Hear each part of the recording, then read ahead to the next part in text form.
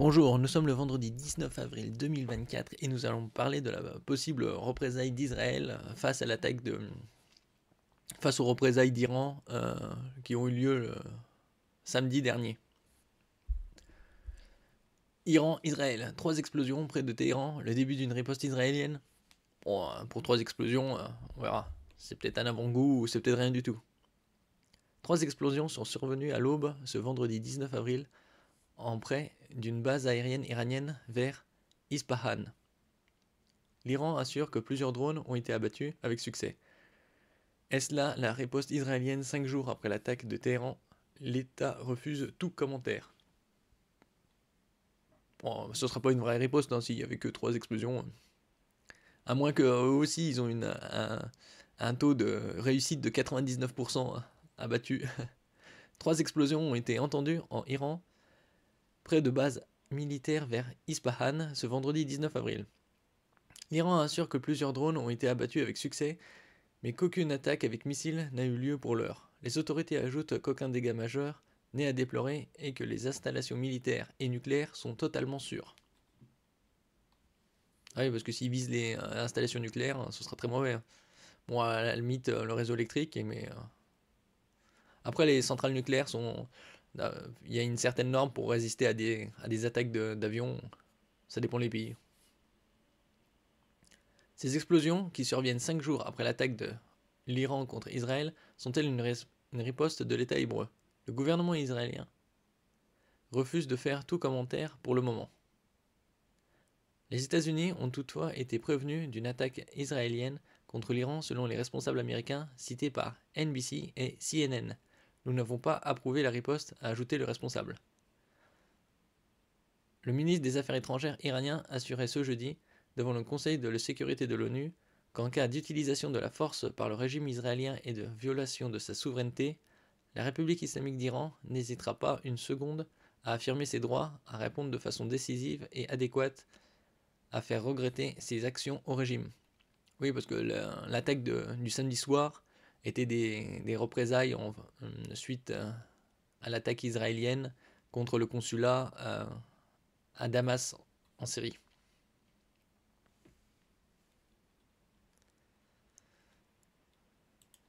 N'oubliez pas de vous abonner pour plus de news nationales, européennes et internationales. Alors, ici, ça devait être vendredi matin. Bon, c'est juste des flashs. Hein.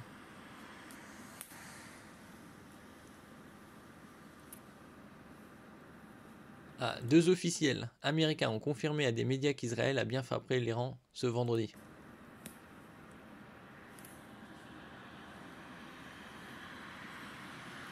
Des frappes menées en représailles au lancement le 14 avril de plus de 300 drones et missiles contre son territoire. Bah, si ça, c'est les représailles israéliennes, ils se moquaient de l'Iran que c'était 300 drones et missiles qui ont été abattus à plus de 90%. Les représailles d'Israël, si c'en est, hein, ou c'est juste une petite réponse de merde, ça a l'air assez ridicule.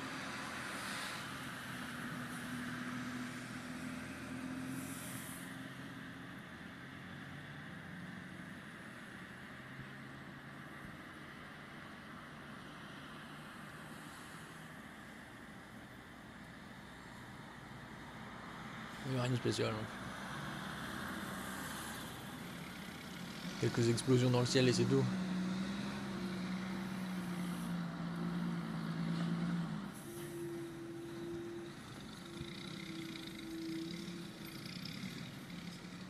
Bon, d'après Iran, il n'y a aucun dégât majeur ou quoi que ce soit comme dégâts. Ils n'ont pas dû balancer beaucoup, hein. Peut-être une dizaine de drones ou missiles.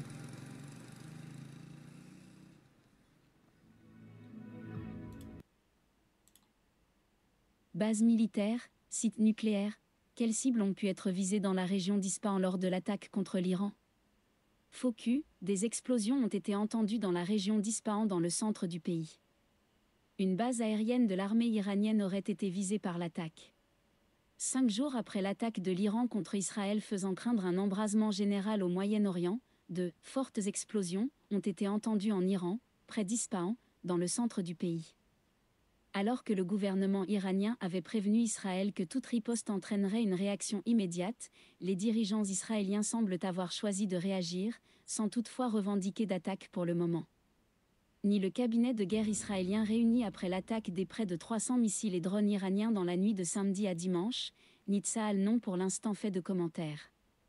Un responsable américain a toutefois confirmé à la télévision américaine CNN qu'Israël avait bien mené une frappe en Iran. La télévision d'État iranienne a affirmé de son côté que 3 drones ont été observés dans le ciel d'Ispahan au milieu de la nuit, et qu'ils ont été détruits après l'activation du système de défense aérienne du pays.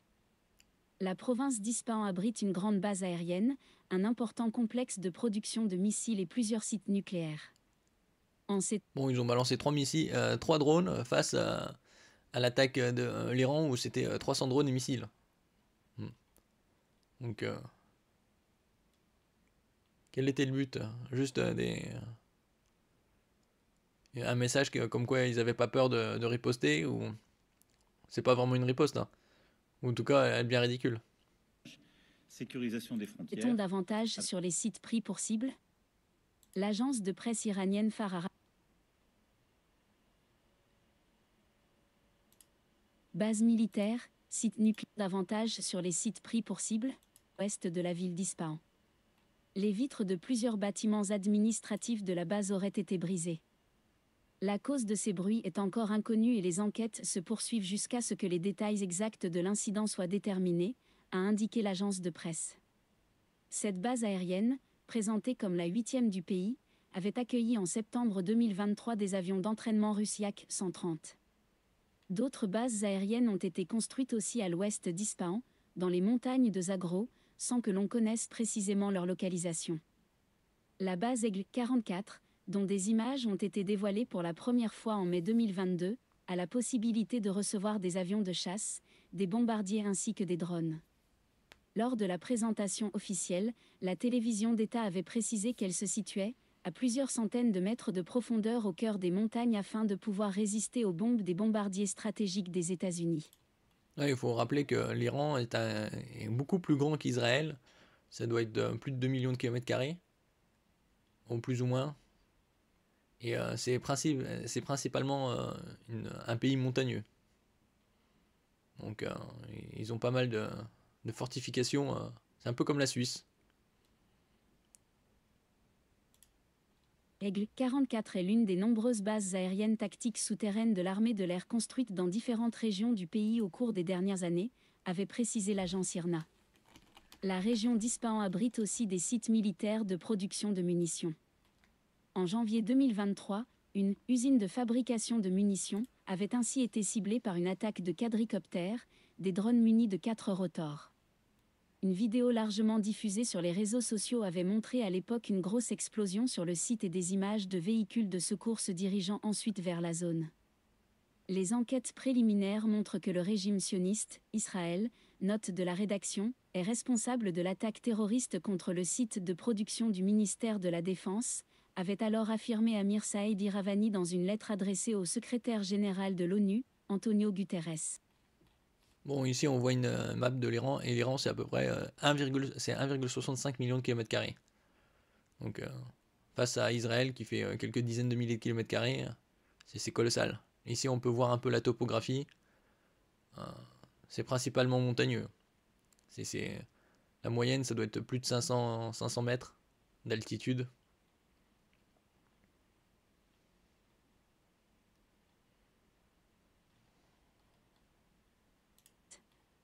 Le centre du pays abrite également des sites de recherche nucléaire connus, dont une usine de conversion d'uranium, notamment à Natanz et Fordo, à respectivement 120 et 250 km environ au nord d'Ispahan. L'unique centrale nucléaire du pays est revanche au sud, implantée dans la ville portuaire de Boucher. Et les installations nucléaires basées dans la région d'Ispahan sont totalement en sécurité, a cependant précisé ce vendredi l'agence de presse Tasnim. Alors ici on va regarder un peu de plus près la map. Ça c'est alors site d'enrichissement d'uranium. Il y en a 2 au centre du pays, un peu plus ou moins, vers le nord.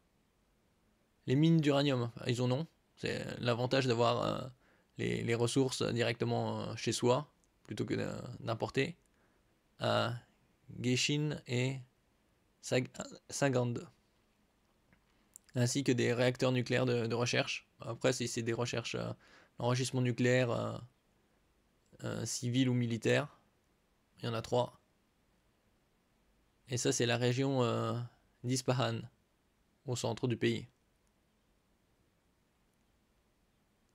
Et on voit qu'elle est conséquente, puisque là, sur l'échelle, là, 200 km, ça doit bien faire... c'est un peu plus petit que la France. Bon, si le pays, puisque le pays fait 1,65 million de kilomètres carrés, c'est-à-dire 3 fois la France, donc ça doit être la moitié de la France. Des attaques avaient visé le site de Natanz en 2020 et 2021.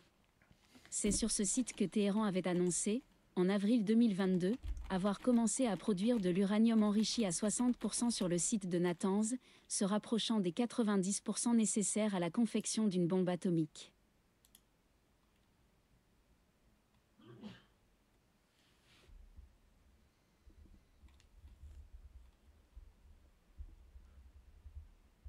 Ah non, ouais, c'est bien plus petit finalement. La superficie province d'Ispahan, c'est 107 000 km². Donc on va dire c'est 1/5. J'étais un peu loin. Parce qu'il y a une ville et il y a la province. Donc 107 000 km² la province.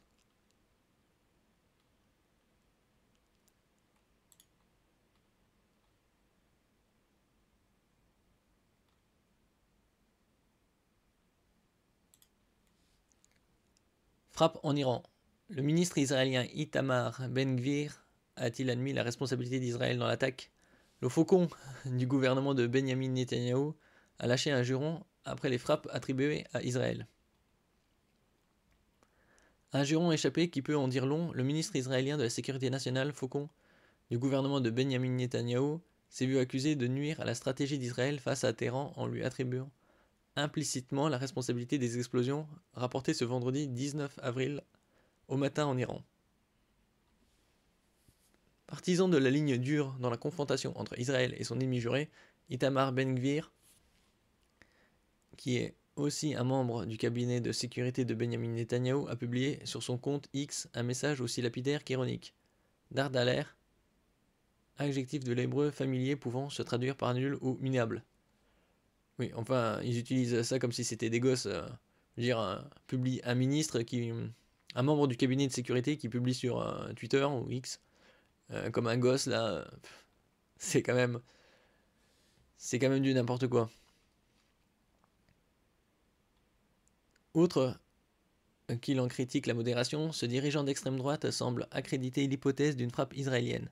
Mais contacté par l'AFP, ni l'armée ni le gouvernement n'ont souhaité commenter les explosions rapportées en Iran et attribuées à Israël par des responsables américains cités dans les médias aux États-Unis. Ouais, surtout que, voilà, si c'est une riposte, c'était une riposte naze, hein, puisque il n'y a eu que quelques explosions par-ci par-là et aucun dégât.